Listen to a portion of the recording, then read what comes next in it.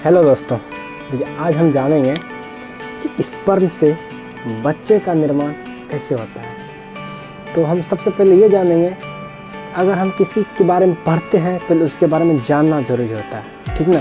तो इसीलिए हम स्पर्म के बारे में पढ़ रहे हैं, स्पर्म से कैसे बच्चा का निर्माण होता है। तो हम अभी पहले स्पर्म का कुछ मुख्य बातें जानेंगे। देखिए स्पर्म की कुछ मुख्य बातें, ठीक है। सबसे पहले एक नंबर क्या है, स्पर्म बनता है, अर्थात स्पर्म कहाँ बनता है, स्पर्म टेस्टिस में, अर्थात स्पर्म टेस्टिस में बनता है। टेस्टिस मतलब वृषण, हिंदी में वृषण, इंग्लिश में टेस्टिस, ठीक है। अब दूसरी बातें जानते हैं, स्पर्म का जीवन काल, स्पर्म का जीवन काल कितना होता है, स्पर्म कितने दिन या कितने घंटे या कितने मिनट जीवित रह सकता है, ठीक ना, हमारे पुरुष के शरीर से निकलने के बाद, ठीक ना। स्पर्म का जीवन काल कितना होता है, 20 से 40 मिनट, कितना 20 से 40, याद रखिएगा स्पर्म का जीवन काल कितना होता है, 20 से 40 मिनट। तब पुरुष के शरीर से निकलने के बाद जो है ना, स्पर्म मात्र 20 से 40 मिनट जीवित रह सकता है। फिर एक नॉर्मल पुरुष में स्पर्म की मात्रा, मतलब एक नॉर्मल जो स्वस्थ पुरुष होता है उसमें स्पर्म की मात्रा कितना होता है, 7 ml, कितना ml, 7 ml। अगर 7 ml से कम हो जाएंगे किसी पुरुष में तो वह जो है ना किसी बीमारी के अंतर्गत मान्यता माने जाएंगे, क्योंकि हर नॉर्मल पुरुष में जो है ना कितना होता है, लगभग 7 ml स्पर्म पाया जाता है, यह होता है एक बार में। फिर चौथा देखते हैं, स्पर्म में ही पाया जाता है, स्पर्म में ही पाया जाता है। स्पर्म में क्या पाया जाता है, तो स्पर्म में शुक्राणु पाया जाता है। क्या पाया जाता है, शुक्राणु। शुक्राणु का नाम सुने होंगे, शुक्राणु कहाँ पाया जाता है, स्पर्म में पाया जाता है। ये शुक्राणु इस तरह का ये स्ट्रक्चर बना है चित्र की तरह से, ये हो गया शुक्राणु। ये जो आप ये देख रहे हैं, ये पूंछ की तरह से ये जो आप पूंछ के तरह से देख रहे हैं ये वाला, इसको हम माइटोकॉन्ड्रिया कहते हैं। क्या है, माइटोकॉन्ड्रिया है, ठीक ना। ये पूंछ माइटो स्पर्म जो माइटोकॉन्ड्रिया के कारण ये जो है ना मतलब कि रेस लगाता है, मतलब ये आगे बढ़ पाता है, ठीक ना। ये गति करता है, क्या करता है, गति करता है, ठीक ना। अब देखिए अब पांचवा देखते हैं, 7 ml स्पर्म में लगभग शुक्राणु की संख्या, मतलब आपको पता चल गया एक नॉर्मल पुरुष में कितना ml स्पर्म होनी चाहिए, 7 ml। और उस 7 ml में शुक्राणु की संख्या, किसकी, शुक्राणु की संख्या कितनी होती है, तो लगभग 20 लाख, कितना, लगभग 20 लाख शुक्राणु पाया जाता है। अब छठा क्या है, स्पर्म किस क्रिया के द्वारा बच्चे का निर्माण करता है। क्या बोल रहा है, अब छठा नंबर है, स्पर्म किस क्रिया के द्वारा बच्चे का निर्माण करता है। आंसर में क्या है, फर्टिलाइजेशन, मतलब निषेचन, फर्टिलाइजेशन की क्रिया के द्वारा, अर्थात निषेचन की क्रिया के द्वारा बच्चे का निर्माण करता है। अब देखिए 7वां है, निषेचन की क्रिया में कौन कौन भाग लेते हैं। अब क्रिया हो रहा है, अकेले तो करेगा नहीं, कोई ना कोई, एक से तो ज़्यादा, एक से अधिक तो कुछ ना कुछ तो होगा। तो हाँ क्या है, स्पर्म की क्रिया में कौन कौन भाग लेते हैं, तो क्या है, स्पर्म और ओवम, स्पर्म प्लस ओवम मिलके क्या बनाता है, बच्चा का निर्माण करता है। किसका, बच्चा का निर्माण करता है, ठीक ना। निर्माण कौन कौन, स्पर्म और ओवम मिलकर निषेचन क्रिया में भाग लेकर बच्चे का क्या करता है, निर्माण करता है। अब क्या, निषेचन की क्रिया कहाँ होती है।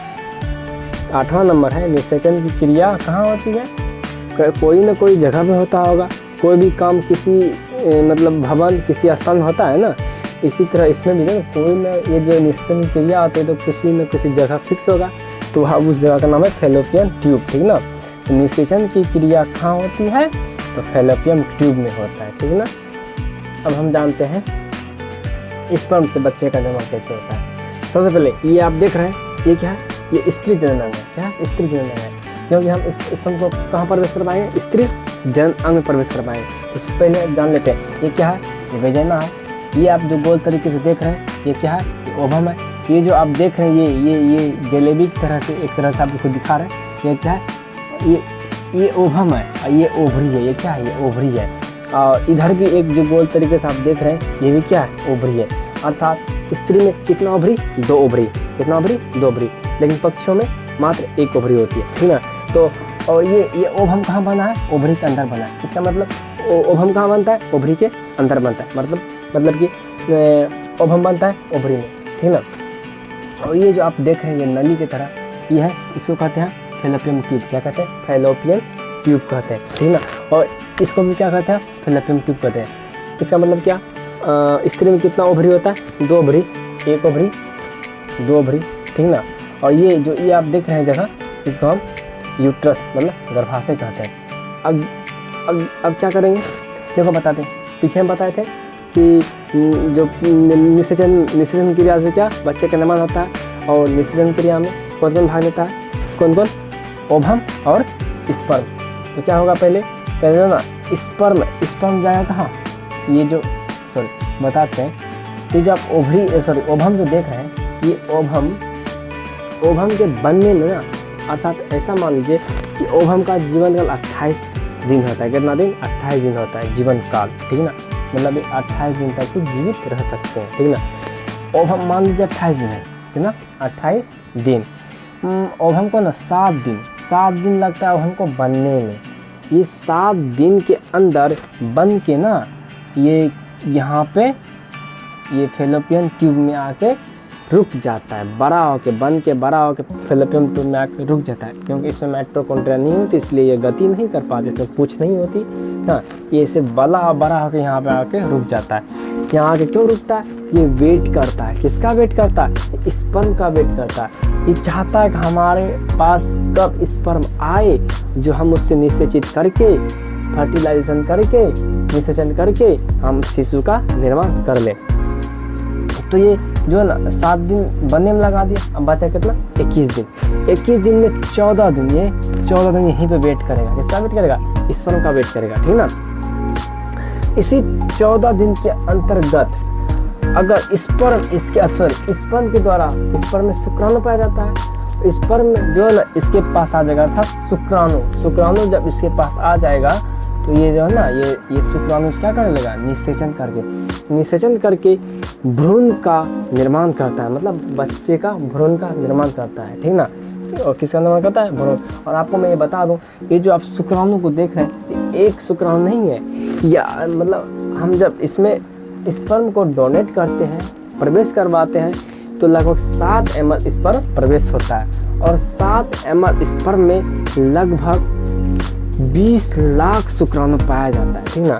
तो 20 लाख शुक्राणु, ये कितने, 20 लाख की संख्या में जो है ना ओवम के पास जो है ना रेस लगाता है, गति करके 20 लाख में सारा शुक्राणु चाहता है कि हम पहले ओवम के पास जाएं, और सब एक दूसरे को कहता है हम पहले ओवम के पास जाएं। लेकिन 20 लाख स्पर्म में जो सबसे बलशाली, मजबूत और तेज होता है, वही शुक्राणु किसके पास पहुंचता है, इसके मतलब ओवम के पास पहुंचता है। और सारा जितना भी 20 लाख एक ही शुक्राणु ओवम के पास पहुंच पाता है, और सारा जो इधर ही नष्ट हो जाता है, खत्म हो जाता है, मर जाता है, ठीक ना।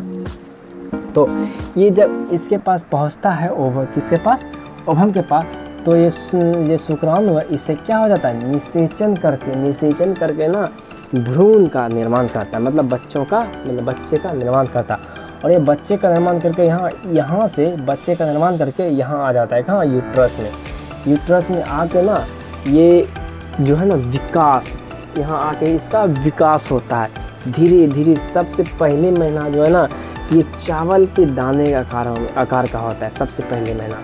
और मैं बता दूं, बच्चों का सबसे पहले हृदय बनता है। क्या बनता है, हृदय। मात्र यदि मतलब कि महिलाओं को गर्भवती होने के 1 से 4 दिन के बाद बच्चा का सबसे पहले, शिशु का सबसे पहले हृदय बनता है, ठीक है। क्या बनता है, देखिए, जब बच्चा शुक्राणु और ओवम दोनों निषेचन करके भ्रूण आता है, और वह भ्रूण यूट्रस में आके क्या विकसित होने लगता है, तो सबसे पहले महीने में महिला के गर्भवती के बाद लगभग 1 से 4 दिन के अंदर सबसे पहले क्या बनता है, सबसे पहले हृदय बनता है। फिर उसके बाद धीरे धीरे चेहरा, आँखें, कान, नाक, मुंह, नीचे का जबड़ा, और साथ ही रक्त कोशिकाएं जो है ना बनना, रक्त कोशिकाएं बनना जो है ना स्टार्ट हो जाता है, ठीक ना। और हमें बता दूं कि लगभग गर्भधारण के 1 महीने, मतलब 1 महीने के अंदर जो है ना, मतलब ये सारे चीज़ बन जाते हैं। और उस महीने उस बच्चे के आकार चावल की दाने के आकार, जैसे चावल की दाने के आकार इतना छोटा होता है, ठीक ना। उसके बाद धीरे धीरे उसी बच्चा का विकास होते गया, मतलब उसकी लंबाई, वजन वगैरह वगैरह जो है बढ़ने लगा। फिर लगभग दूसरे महीने में दूसरे महीने में चेहरा और भी ज़्यादा विकास हो गया। फिर उसके बाद जो है ना, साथ ही साथ जो है ना, हाथ, पैर, उंगलियां, हड्डियां, भावें, मतलब भाव, ये जो भाव होता है, ये सारे जो है बनना जो है ना लगभग दूसरे महीने से तीसरे महीने तक बनना स्टार्ट हो गया। तो उसके बाद तीसरे महीने देख लीजिए, तीसरे महीने हाथ पैर के नाखून, जनांग, ये सब बनना स्टार्ट हो गया। इसी तरह जो है ना धीरे धीरे जो है ना 9 महीने तक में बच्चा पूरी तरह से जो है ना प्रॉपर तरीक़े से विकसित हो जाता है। और 9 महीने के लास्ट जो है ना, तब बच्चा जो है इस दुनिया में आने के लिए पूरा तरह से रेडी हो जाता है। और इस दौरान जो है ना डिलीवरी के दौरान बच्चे इस दुनिया में आ सकते हैं। तो बस यही था स्पर्म से किस तरह बच्चे का निर्माण होता है, ठीक। और आप अगर आपको वीडियो अच्छा लगा तो चैनल को लाइक करें, सब्सक्राइब करें, शेयर करें।